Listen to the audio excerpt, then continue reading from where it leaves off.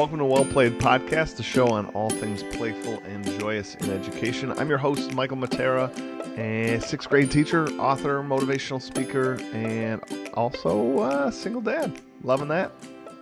My daughter's awesome. And today I have with me an old friend, John Meehan. Glad to have you on, John. If you want to give a brief sort of introduction to yourself, that would be great. Oh, thanks. Yeah, man. First, thanks for having me on. It's cool to hang out this morning on West Coast time while I'm on an airport here. I apologize for any flying planes in the background. So I'm John. I work as an instructional coach and English teacher out of Arlington, Virginia, a Catholic school. Which school? We're talking today about coming at learning from a bunch of different angles. And Catholic school, public school, I joke that great teaching is content agnostic. It really is for everybody. And as an instructional coach, I work with people in all different departments, about 100 different teachers. Math, science, English, history, world languages, religion, PE, so I do all that stuff.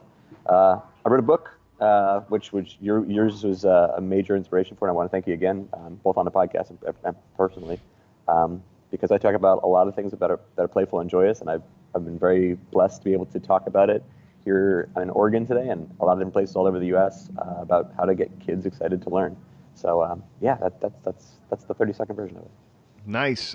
Good to have you on. Always. And some of you that have been Well Played podcast fans all along, get to hear John from both sides. John has been on pre-book. John, I think there's an episode when you just got started. Then there's another episode, and so now it's kind of fun. On the other side of the fence, as he has published his book. So Adrenaline Rush, for anybody that's looking for it. I don't know if you actually dropped the name in there. So I did. I'm really bad at the capitalism part of it. Yeah. Yeah. So if anybody wants, I endorse the book. It is fantastic. It's full of all sorts of great takeaways and things you can use in your classroom right away. Today, though, John and I wanted to set aside some time to talk about how play is for everyone. That's the title of today's episode. And what we're trying to stress here is we often, both of us, present and we hear from people like, I'm not a gamer, or I don't understand that game culture, or I didn't play games as a kid, or I don't know anything about video games, whatever the case may be. And we really wanted to break down that truly play is for everyone. It doesn't matter if you fall in or out of any of the groups I just mentioned, or any other group that you can come up with.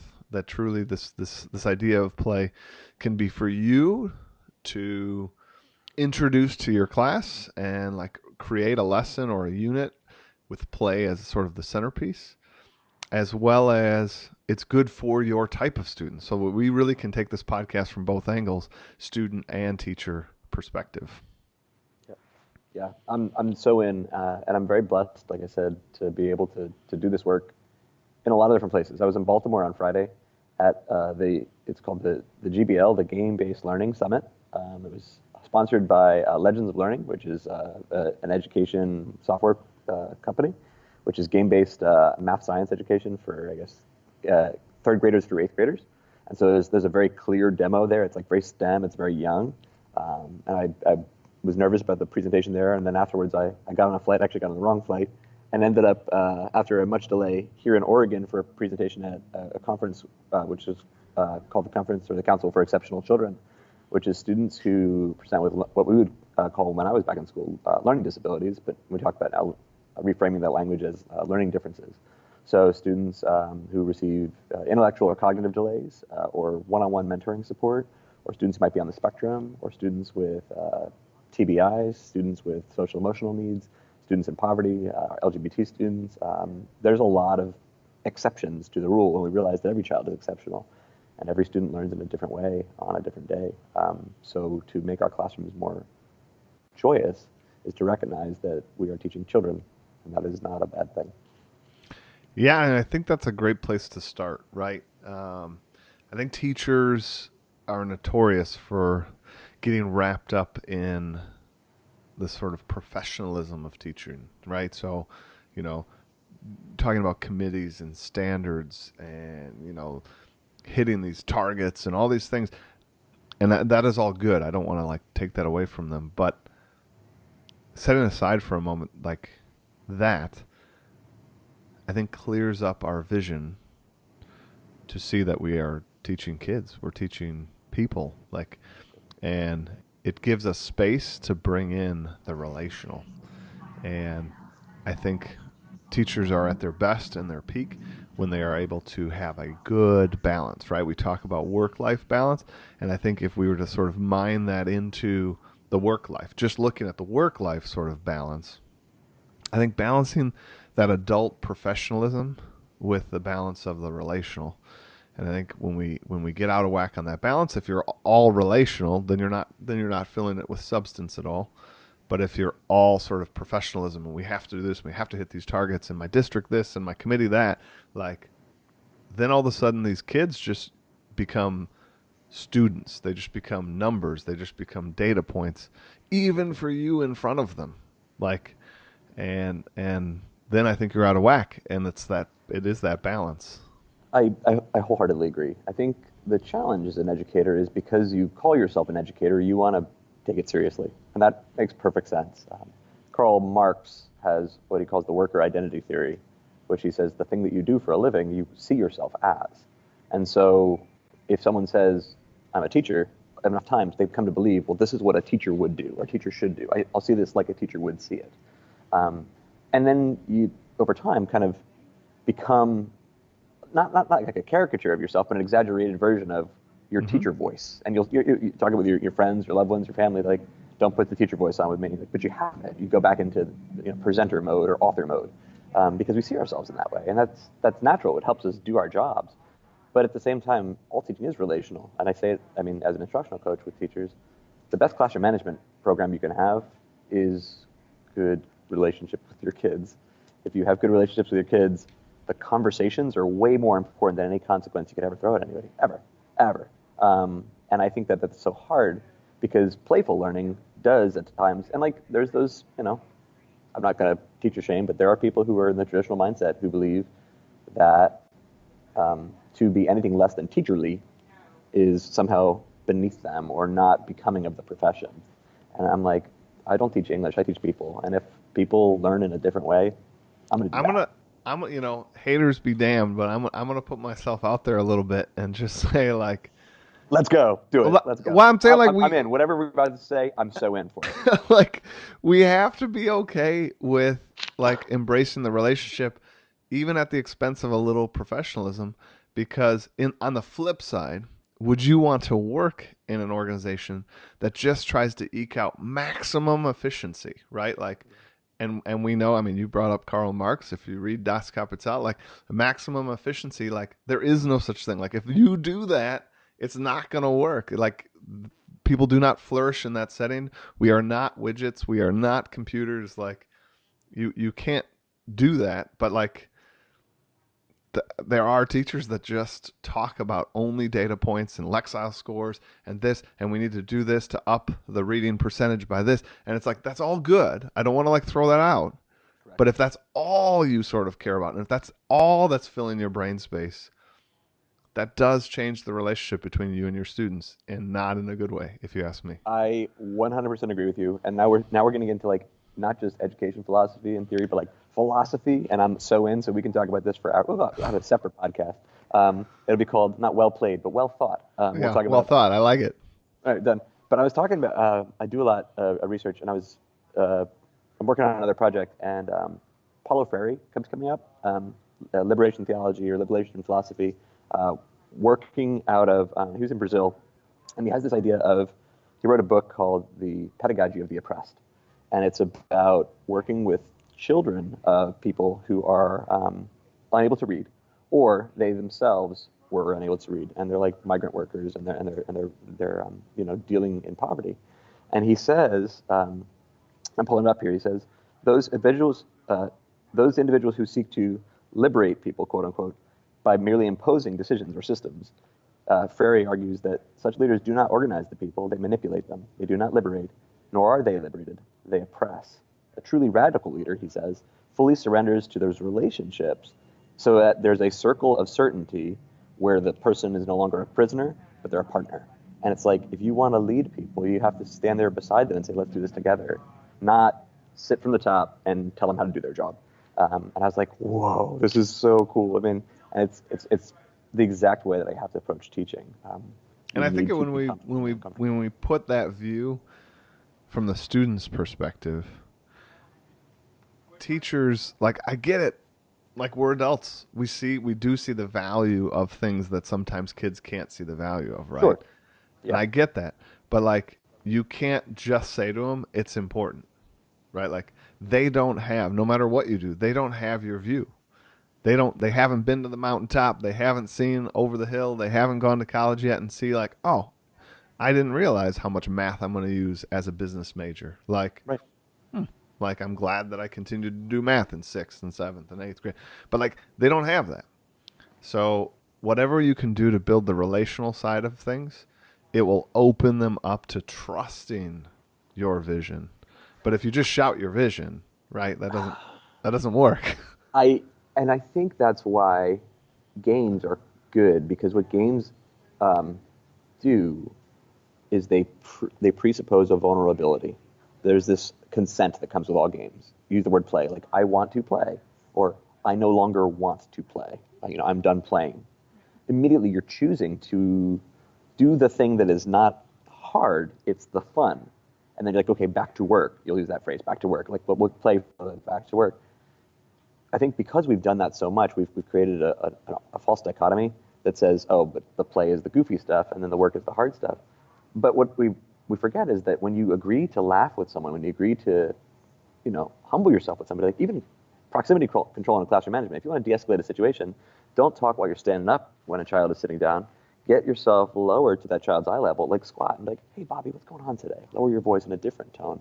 It changes the nature of the relation because you're coming to a place where you're sitting in that same magic circle together and you're saying, we're going to suspend the rules of the real world for a second and we're going to do it this way because this is going to be us as momentary partners or equals or rivals, but in a fun and friendly way rather than this power differential where you're constantly reminding them, I'm the boss, I've been at the mountaintop, and I'm going to sit here and throw rocks down at you until you can get on my level.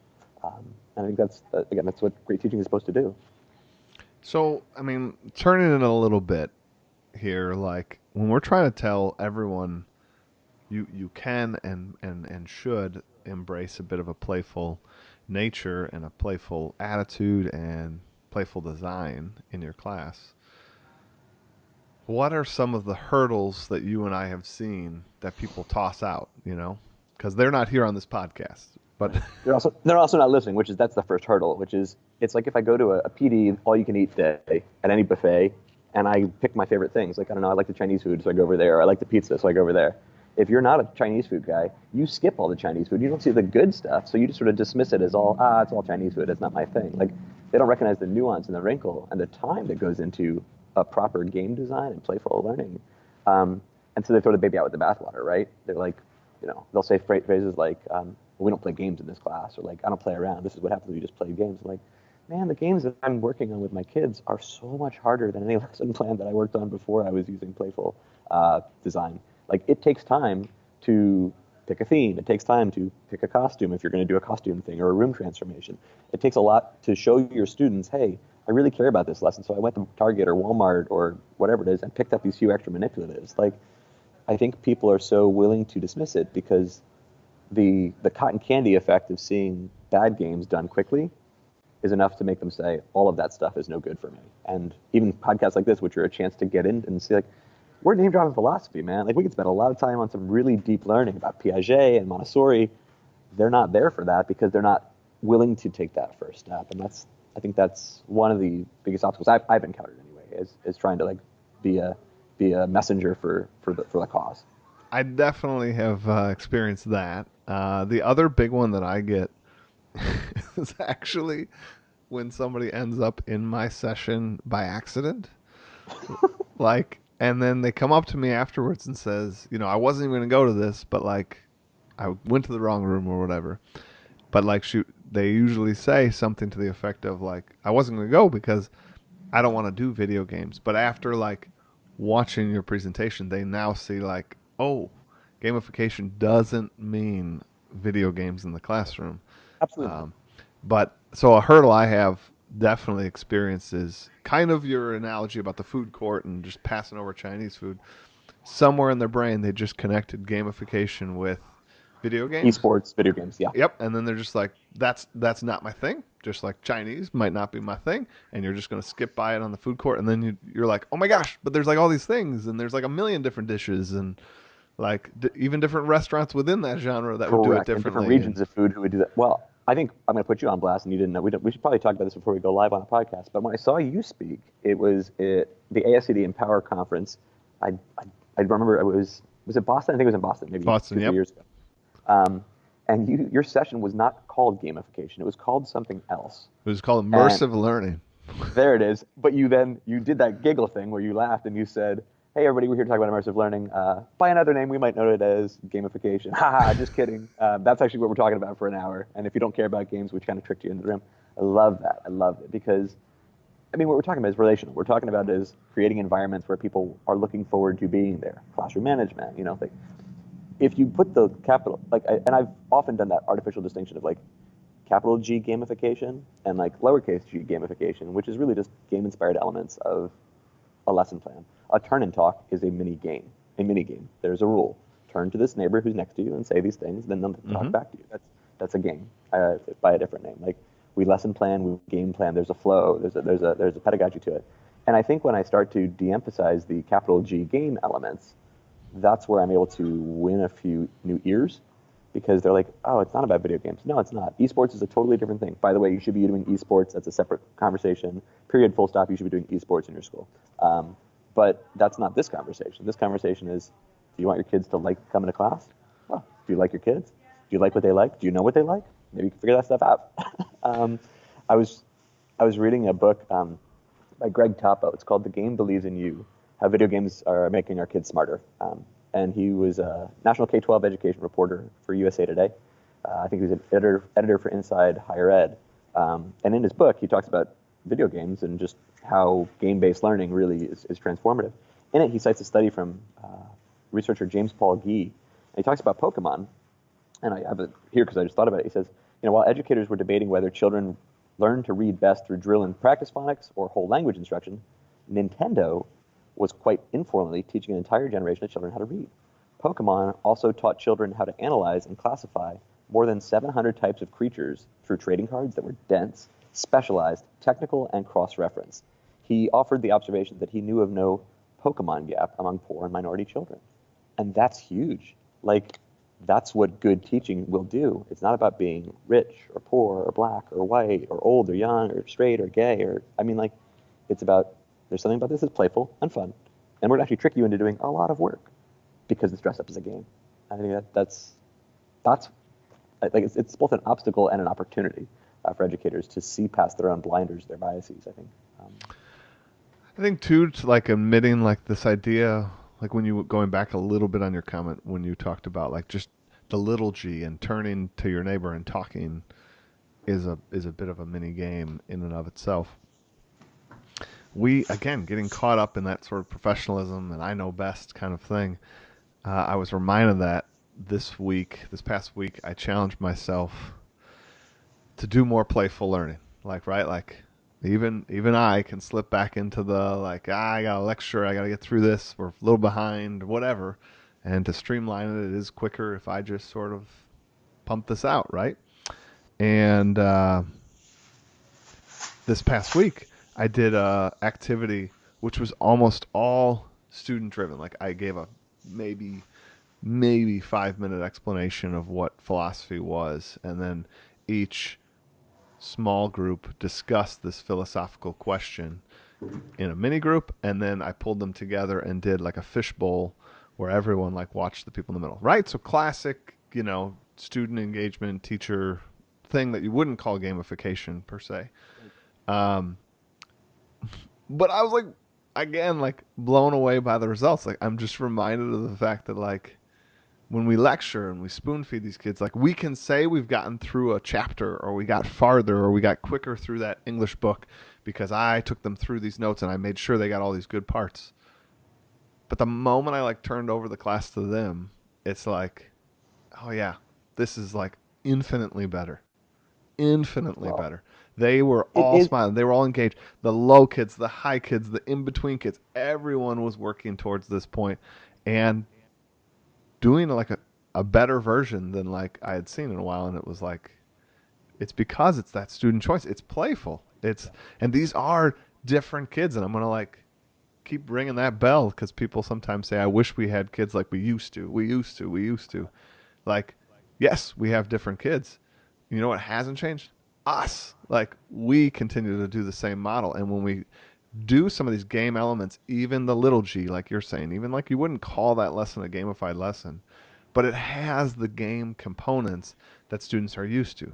They had choice. They had autonomy to decide, especially in this. It was a bit of a debate, and there was no real right answer. It was just kind of how do you feel, explain how you feel. And they tackled that question for a good 60 minutes, like without getting distracted, without being like, I'm done with this and I want to be done. I think the biggest metaphor I could kind of push, I guess, is an analogy for games in 2020 versus games in 2000 is the first time you played apples to apples, right? Remember the first time you played apples to apples with friends?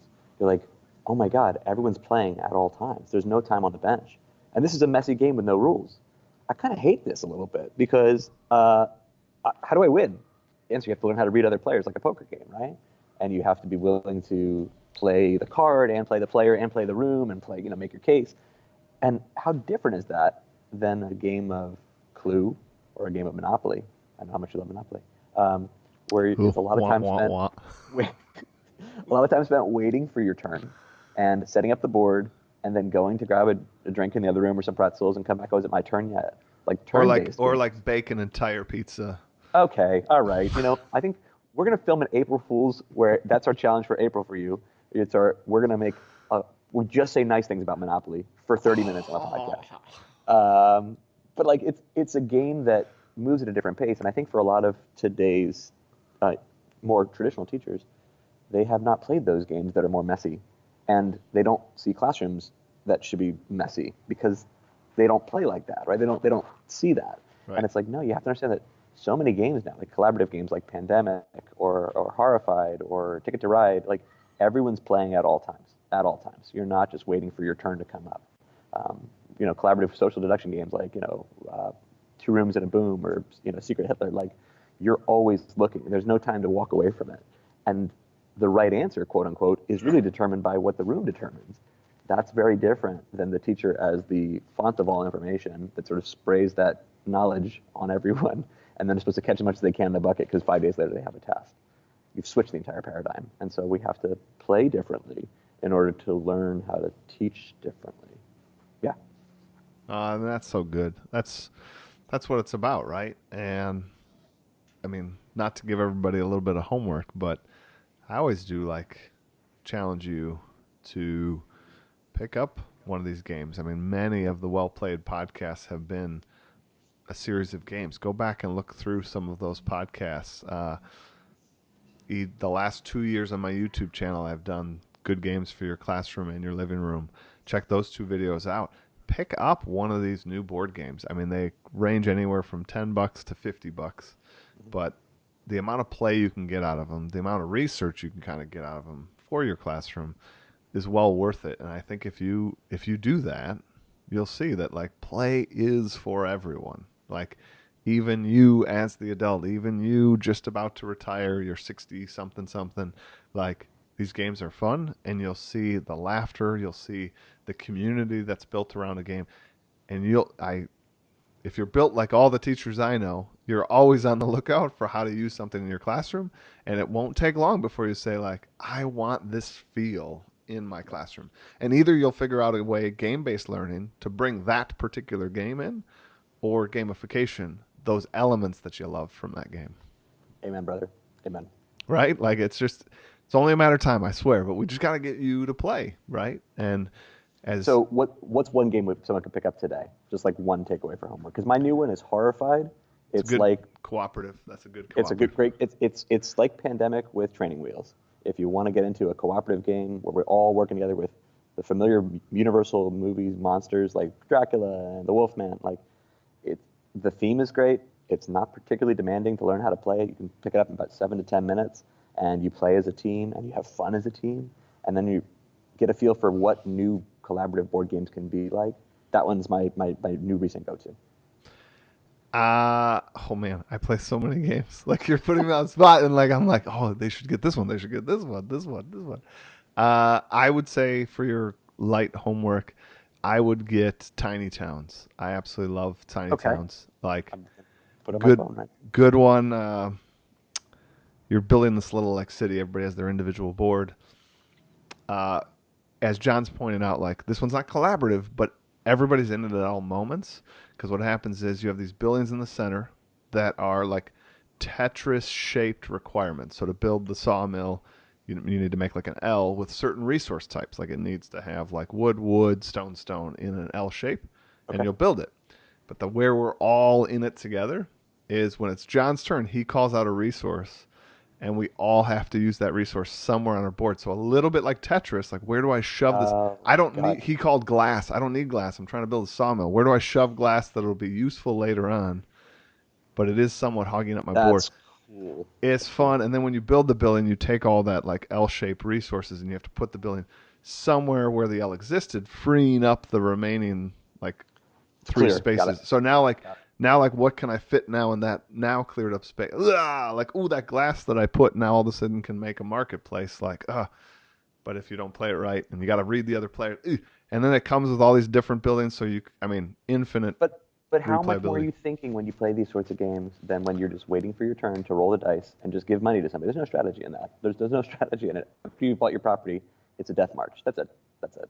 In a traditional game like Monopoly, this is so much more active and engaged through every minute of the play, right down to the end game where you're like, oh wait, we're running out of spaces, running out of resources, running out of cubes, running out of chances. That's I will give one more plug just for a timely fashion here because this is going to come out this Tuesday. I don't know how many of you have tried ever to do a Kickstarter, but I would highly recommend backing this Kickstarter. I think there's like by the time this comes out, there'll be like 12 more days to go on it. Uh, it's called On Tour or QE, but if you look that up, these both came out last year. They both instantly sold out. I have played both. I love both. On Tour is a roll and write where like you can play it with your entire classroom. So pick this game up. Literally all like 20 kids. You could play it with your entire school. All 300 kids could play it at the same time. So that's pretty awesome. Buy that game. And QE is just so different than any game you've ever played. Um, you're bidding on these tiles, but QE stands for quantitative easing, which is the government printing more money. That's what that means. That's the fancy term for oh it. my gosh. Okay. And so when you're bidding on these tiles, this is going to be hard to wrap your mind around until you play it, but like you have infinite money. So you can bid anything. You write on this placard like I'll bid 1.5 million for this tile. Somebody else could say I'll bid 2 billion for that tile. Only the person that bids the most wins, but only whoever like the quote unquote auctioneer is that round sees all the bids. So now the auctioneer knows John bid 2 billion. All I know is I lost and I bid 1.5 million. But like at the end of the game, whoever spent the most automatically loses. Loses. So it's That's this like weird. I can write any number I want, but like crap, I keep losing. I want to win some of these tiles. All right, I'm gonna write a bigger number, but only certain people know certain values. It's phenomenal.